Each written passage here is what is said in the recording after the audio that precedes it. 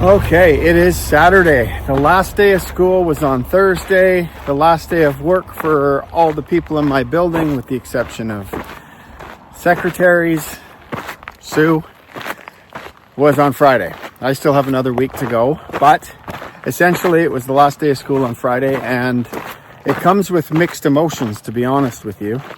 After 27 years of doing this, I'm at that point where the summer holidays come faster and they also go faster, so I'm hoping this one goes a little bit slower. And I'm usually a little more excited about September than I am right now. I think mostly because I'm tired. It was a busy year. We're a busy school. What's really important about it being Saturday is not that it's my summer holidays and it's educator summer holidays. It changes for everybody. It changes for our kids. It changes for our community. Changes for our parents, and it also changes for our educators. So everything is kind of thrown into chaos and disarray, even though we know summer holidays is coming. We're getting to that place where we have to start figuring, okay, are kids going to day camp? Are they going to daycare? Am I going to start taking my holidays? Where are we going camping? Where are we traveling? Educators are like, okay, am I going to sleep for the next 2 weeks? What am I going to do? Do I have to get it all in? And we just kind of jump into this phase of, holy man, let's go. Which brings me to today's walk and talk. And today I'm going to talk to you about balance. Specifically, I'm going to talk to you about the medicine wheel. Now, I know every single person who's watching this has seen a picture of a medicine wheel somewhere. You've seen it on posters. You've seen it in Indigenous art. You've seen it on carpets. You've seen it on stained glass. You see it on posters. You see it as you're driving down the highway. You see it on signs. You see it everywhere. And the real question I have for you is, yeah, I know you see it, but do you know what it represents? Do you know what it means? So I'm going to take the next 10 minutes to talk to you about what I've learned from Inclacutmic and Silk people over the last 4 or 5 years in regards to that balance. Now, it's important for you to know that the medicine wheel means different things for different tribes across Canada, across North America. I believe the medicine wheel originated somewhere in Eastern Canada or Eastern United States. The medicine wheel can be different colors for different tribes, and the colors can mean different things for different tribes. The medicine wheel can represent the 4 directions. It can represent the seasons. And I'm going to talk to you about what I've learned from Indigenous people, specifically Inclacutmic and Silk people, and how I've been able to embrace the teachings of the medicine wheel into my own life, into my work, and into how I'm going to go about the summertime. Now, is what I'm going to tell you going to be completely accurate in regards to how the Inclacutmic people use the medicine wheel or the Silk people use the medicine wheel? No, it's not. But I can take what I've been taught and what I've experienced, and I can bring it to you in a way that gets you to understand what that symbol means and how it can impact your life on a daily basis. For me, the medicine wheel has become this symbol, this reminder of me to reflect and be mindful so that I can put my best foot forward. Everywhere I see it, I now think, oh, how you doing, Leroy? And what I think about when it comes to the medicine wheel is the 4 quadrants. You have the emotional quadrant, you have the mental quadrant, you have the physical quadrant, and you have the spiritual quadrant. And I'm going to talk to you about all 4 of those quadrants and how they pop up into your daily life and how they can affect how your day goes, how your interactions go, how you support your children, and how you function in your job, to be honest. Key point and the key theme about the medicine wheel in these 4 quadrants is that when one of those quadrants is overloaded, when one of them is overloaded, the other ones suffer. So I'm going to just speak on behalf of educators. For educators, we're in the mental quadrant so much at work. We're always in that mental quadrant, and we're always in the emotional quadrant. So for us, we live in this emotional and mental realm for 10 months, always trying to stay ahead of the kids, always trying to teach them something new, all the while trying to deal with the behavior that they bring into schools nowadays. And it's exhausting. So what happens for educators is they suffer physically. They don't sleep as much. They don't eat as well. They don't get as much exercise. And when that happens, their spiritual side, their sense of purpose, that sense of belonging, that sense of feeling like you're part of something that's beyond yourself, they diminish. So the 4 quadrants. The first quadrant that I want to talk about, and just to give you a general overview, is the emotional quadrant. If your emotional quadrant is out of balance, that's when you're going to notice you're more irritable, you get more frustrated, you get more annoyed, you become a little more withdrawn, you feel like you're in constant conflict with people around you. That's when you start to notice that your emotional quadrant is out of balance. So your emotional quadrant, that's where things like your relationships, who you're attached to, those connections that you have with people, all come into play to affect your emotional regulation, which are those things that I listed 10 seconds ago. Now, next is your mental quadrant. Typically, that manifests through things like you start overthinking, you become more anxious, you start worrying more, you start living in your head a little bit more. Stress starts to poke its ugly head into our lives. The mental quadrant is where we do our learning. That's where we become more creative. That's where we do that critical thinking. That's where our communication is better.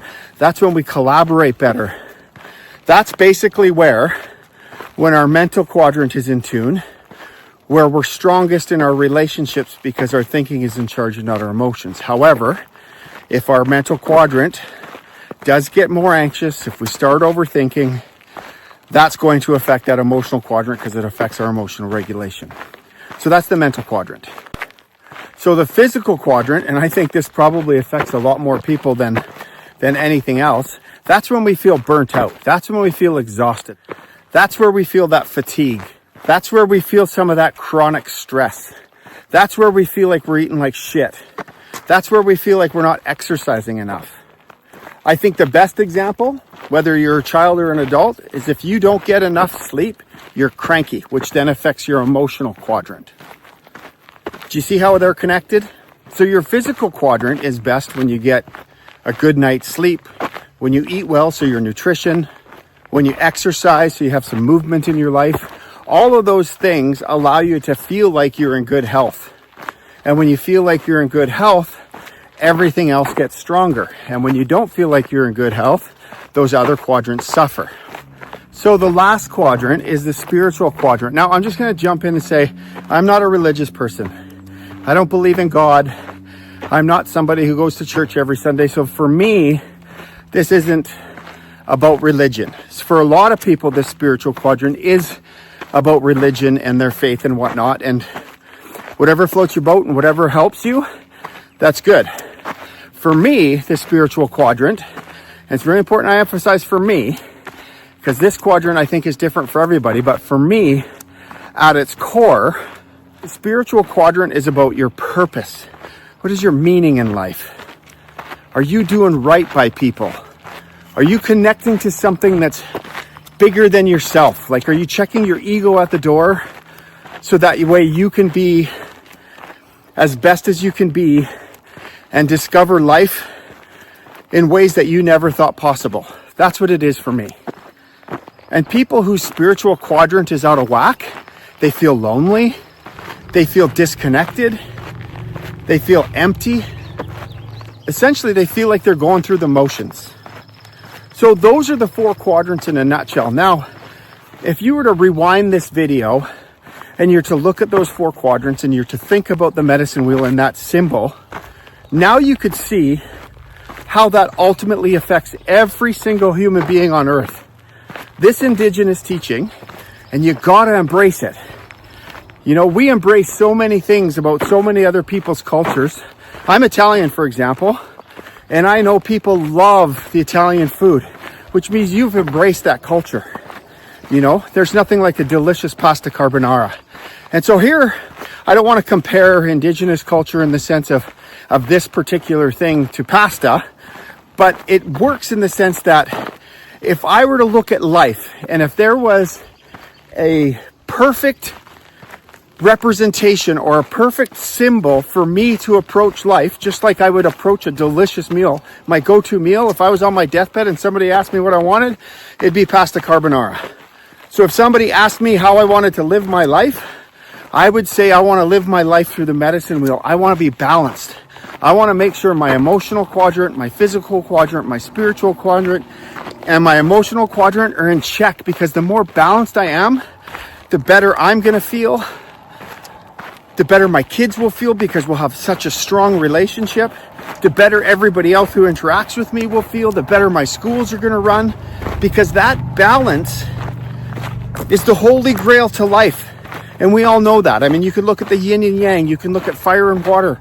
But for us, I think here in British Columbia, and if there's one thing that I can kind of push on people around Indigenous culture, is to look at the beauty of the medicine wheel and what Indigenous people have offered us with that.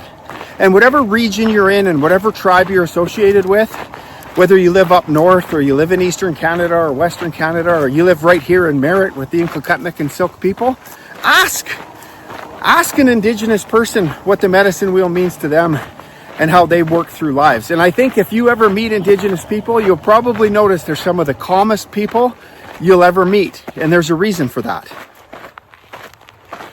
So my message is this. First, I'm going to talk to educators, and then I'm going to talk to parents. So educators, you've been living in this emotional and mental realm for 10 months. And if you're anything like a lot of people on my staff, sleep has not been your best friend. Eating properly has not been your best friend. Although I'd be remiss to say that we're pretty spoiled at my school, because Penny's such a great cook. She always provides great meals every day. So for us, it's a little different. But for most teachers, you're grabbing things on the go. You're making dinners on the go, especially if you have kids at home. You're constantly thinking, constantly prepping, constantly trying to differentiate, trying to problem solve, dealing with people who are upset, people who are happy. Your emotions have been all over the map for 10 months, and so is your mental quadrant. So take a break, sleep for 2 or 3 days. Hopefully you don't get sick. Have some nice drinks, eat some vegetables, have some good food, sleep as much as you can. Let yourself balance for the first couple of weeks of summer holidays. And then read a book. Read a fiction book. Read a non-fiction book. Actually, read my new book. It's coming out tomorrow, by the way. And that one's for you parents. But just take a break and get those 4 quadrants in balance. And find out what you love again. Teachers, do you love painting? Do you love going for walks? Do you love fishing? Do you love knitting? Do you love traveling to waterfalls? That's what Donelda's going to probably do. But do that. Get yourself balanced. Now, parents, my last 2 videos were about attachment. They were about boundaries. And this week they're about balance. And it all kind of ties in together. Because here's what's going to happen for you. Your kids have had structure for the last 10 months. And now they're going to come into your world. And they're going to go from no structure to you having to figure out a different kind of structure. Some of you may be getting your kids ready in the morning to go to day camps, daycare, summer camps. You may be taking holidays, all those sorts of things. But all of a sudden, and I'm not saying that your jobs don't have a mental and emotional component, because all jobs do. Every industry out there has a situation where emotional intelligence can affect your culture either in a toxic way or in a positive way. So I'm not saying your emotional and mental quadrant are any less than what it is for teachers in their job, but you throw kids into the mix, and this is where it's different for teachers, for educators, EAs, whoever works in schools, is kids are emotional, and we're constantly dealing with their emotions. So you think about all those things that you try to get your kids to do outside of school. So now that gets piled on. So you being balanced every day, think of the medicine wheel. Or if you see an image in the medicine wheel, or if you see an image of the yin and the yang, think about that balance. Think about those 4 quadrants. Try and reflect and be mindful about what's going on inside of your body. How is your emotional regulation? And the best way for you to handle that is to look at which quadrant is suffering for you right now. The one thing that I want you to get out of this is how important not only balance is to you, but how important your balance is for your kids. And if you can learn how to be balanced, that means you can teach your kids how to be balanced. So when you see that medicine wheel, reflect. Peace out.